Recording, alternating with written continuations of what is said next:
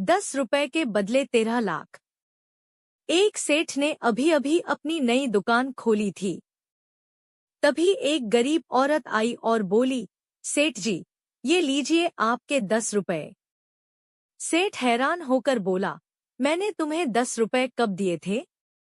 औरत बोली, कल मैंने आपसे 70 रुपए का सामान लिया था और 100 रुपए दिए थे। आपने गलती से मुझे 40 रुपए वापस दे दिए थे। ये 10 रुपए ज्यादा मिले थे, इसलिए वापस देने आई हूँ। सेठ चकित होकर बोला, तुम स्टेशन से 7 किलोमीटर दूर रहती हो और सिर्फ 10 रुपए लौटाने 2 बार आई हो? औरत मुस्कुराते हुए बोली, हाँ सेठ जी, मन की शांति चाहिए तो ऐसा करना पड़ता है। मेरे पति हमेशा कहते थे, किसी और के हक का एक पैसा भी मत रखना, क्योंकि भगवान कभी भी हिसाब मांग सकता है और उस सजा का असर हमारे बच्चों पर भी पड़ सकता है। सेठ बहुत प्रभावित हुआ। उसने तुरंत अपने गल्ले से 300 रुपए निकाले और दूसरे दुकानदार प्रकाश के पास जाकर बोला, प्रकाश जी, ये आपके 300 रुपए हैं। कल सामान लेते वक्त गलती से ज्यादा दे दिए थे। प्रकाश हंसकर बोला, अरे, अगली बार मिलते तो दे देते ना।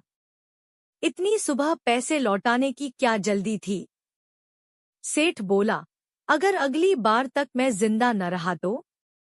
तुम्हें कभी पता ही न चलता कि मेरे पास तुम्हारे पैसे पड़े हैं। इसलिए बेहतर है, जो सही है वो आज ही कर लो। भगवान कब हिसाब मांग ले, कौन जानता है।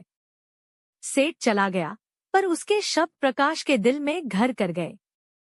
उसे याद आया कि 10 साल पहले उसने अपने एक दोस्त से 3 लाख रुपए उधार लिए थे। लेकिन अगले ही दिन वह दोस्त मर गया और उसके परिवार को पैसे के बारे में कुछ पता नहीं था। इसलिए उसने कभी लौटाए नहीं। अब सेठ के शब्द उसके ज़मीर को झकझोर गए। कुछ दिन बेचैन रहने के बाद उसने बैंक से 13 लाख रुपए निकाले, मूल प्लस ब्याज, और उस दोस्त के घर गया। वहां उसकी विधवा पत्नी अपने बच्चों के साथ बैठी थी। प्रकाश उसके पैर छूकर बोला, बहन जी, ये पैसे आपके हैं।